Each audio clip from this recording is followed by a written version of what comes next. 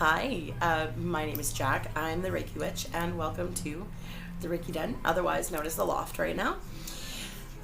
Thank you for stepping back into my little den here and watching a new video with me. I appreciate that you guys do that and step in and just pay me a visit. It's awesome. I love it when people come by. So, anyways. Okay, so we're gonna start a new series today. I've got a few videos up that are, intro videos, a little bit about Reiki, a little bit about myself. So today we're gonna step into the beginning of a new series. As I said, this is going to be 3-minute tarot. So when you see the caption that says 3-minute tarot with the Reiki Witch, that is going to be us examining some tarot cards. So we're going to go through the deck one card at a time. I'm going to use examples from a few different decks just so that you kind of get an idea of how that we'll say definition of the card, what the meanings behind it, how they can be portrayed in a different way by different artists but still come back to that same meaning. Okay, now I know a lot of us, especially older readers like myself, kind of grew up with reading the Rider-Waite or, learned how to read using the Rider-Waite. So I do have the Radiant Wise Spirit Tarot, which is a new version of the Rider-Waite.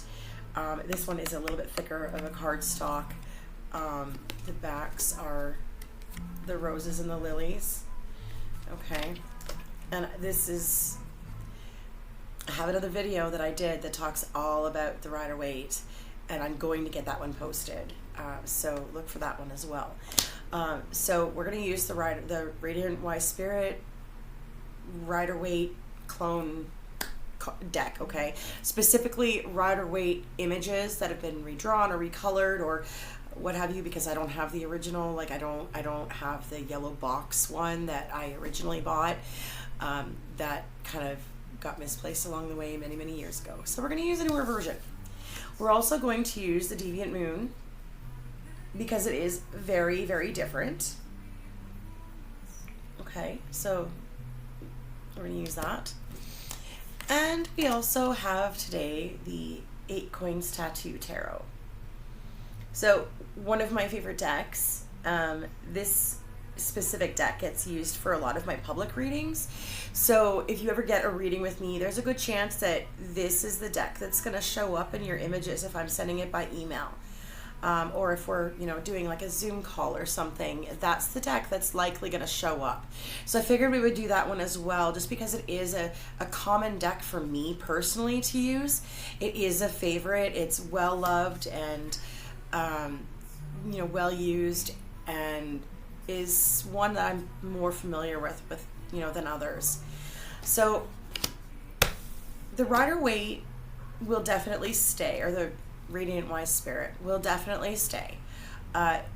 Next time I do tarot videos, we might choose a different two to use instead of the Deviant Moon and the 8 Coins. Sorry, my dog's hearing another dog outside. We might, decide to go with different decks the next time, just to kind of still continue to explore that, how, one sec. Sorry about that. Now he's settled and not barking, and said I have to give him a tummy rub while we're doing this to keep him settled. So, okay, so as I was saying, like next time I do these videos, I may choose to use 2 other decks besides the Deviant Moon and 8 Coins Tattoo Tarot, simply because it helps to illustrate that point that, different artists may create different images, but those meanings are still built into that image, and you can still find them no matter which deck you're using. Okay, now, as someone who collects tarot, I don't have a large collection anymore. When I moved here to this city, I was moving across provinces because, of course, I do live in Canada. So I was moving across provinces, and most of my collection got left behind. I had dozens and dozens of decks, and I only came out with, I think, 8. So my collection went down drastically. I have since built it up a little bit more, but I still wouldn't, it's still not anywhere near the extent that I had before. And you know what, that's actually fine with me now, because I actually do use the majority of the decks that I have. I don't really have any that are strictly for like just that are just there that I don't really use, that I just kind of have them as like a collector thing. I don't have a lot of those anymore. So most of the ones that I do have I actually use, which does make them easy to use for a video series like this. So I did originally start this video one other time before, of course, my dogs went AP over probably the squirrel outside. So I had to stop it and just restarted it. So here we are. So this card is where we're going to start with the Fool. And we're going to do 2 or 3 cards that will get posted at the same time.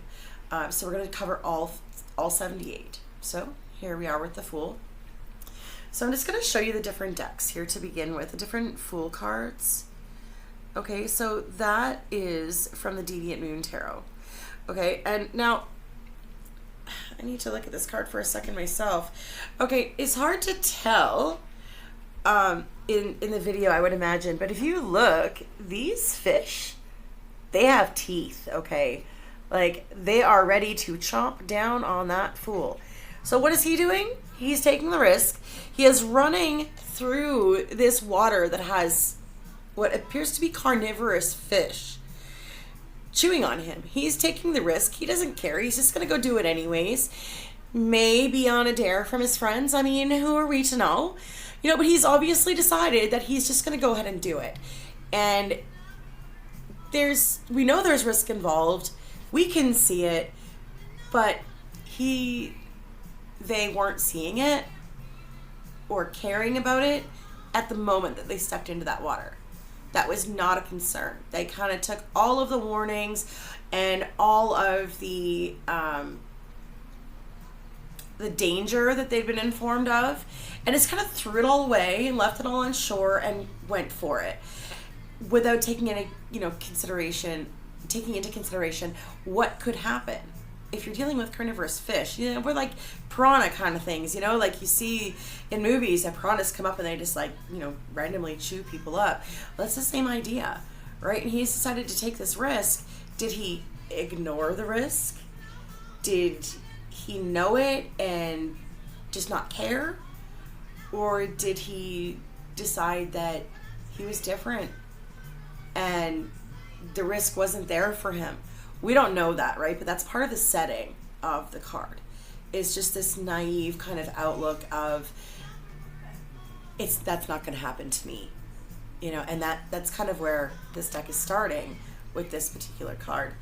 And I mean, also, he is in his pajamas, or what appears to be his pajamas. He's got like a little sleep cap on there and everything. And it's, you see the moon up in the corner. It's obviously nighttime.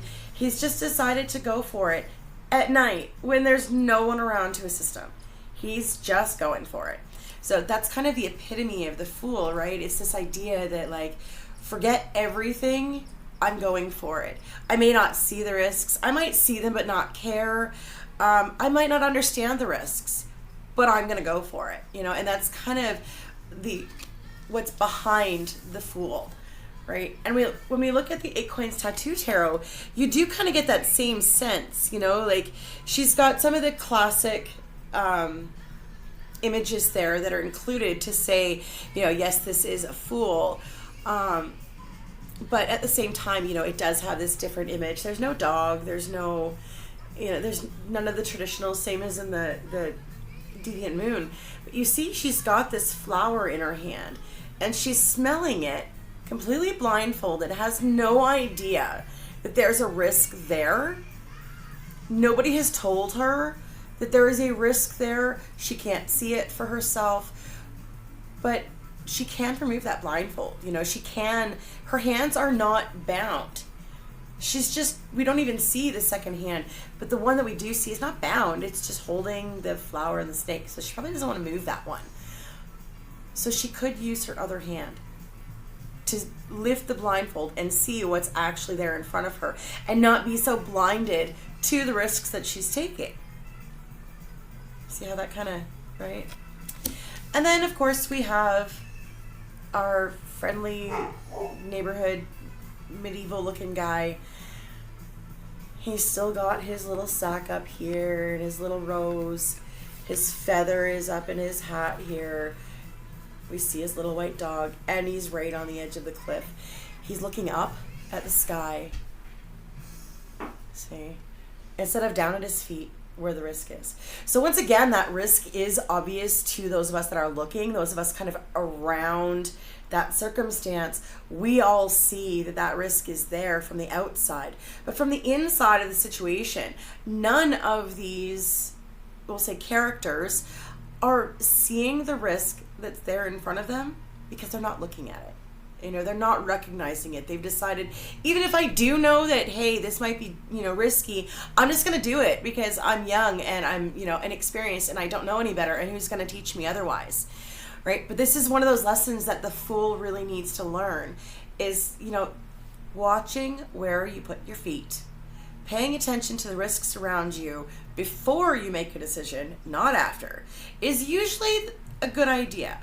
So we have this journey, you know, we do call it the fool's journey, and this particular fool is beginning his journey. So are all of them, and no, we don't see what's at the bottom of that cliff, right? Like that cliff could drop off and only be like a 3-foot drop, but we can't see that, and neither can the fool. So nobody really knows what's coming. So it's kind of this idea, going back to the 8 coins, of like not seeing, being kind of blinded to the risks around you.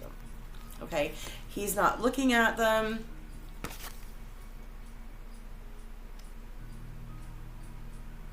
And I'm just looking at the deviant moon. So he is looking at the one behind him, but he is missing the fact that there is one in front of him at the same time.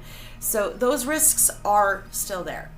They are not going to disappear simply because he's, you know, running fast, or because he's young or inexperienced or what have you. And the thing about the fool is that it's not just about youth, okay? Like, yes, that's a big part of it, but if you're doing a tarot reading, or you yourself, or like for yourself, for someone else who is, you know, say in their 60s, which does happen, that person's not necessarily going to be inexperienced, but they could be stepping into a situation that they don't have experience with. And that could be where the fool comes into play. So take a look through your decks. See if you can come up with any other examples and stories of how the fool plays out in your fool card, how that definition sort of shows itself. If you would like to comment or throw anything else in there, I would definitely encourage you to put a comment below. I will put up links to these decks just so that if you are interested in them, you are able to locate them. And feel free to just stop in and say, hey, I'm always happy to hear from people's opinions. So, hear of people's opinions. Okay, apparently I can't talk today. So this 3-minute tarot video, given that we had to do an introduction with it and everything else, it is a little bit longer. The rest of the videos will be down to that 3-minute mark. I will have a timer going so that I know exactly when the time is up. We'll have a, you know, very, very brief, this is the card we're covering today, and then we're going to launch right into that 3-minute tarot. So I look forward to seeing you guys all in the next video. In the meantime, I hope you all have a wonderful weekend, and stay safe, and love you all. Bye.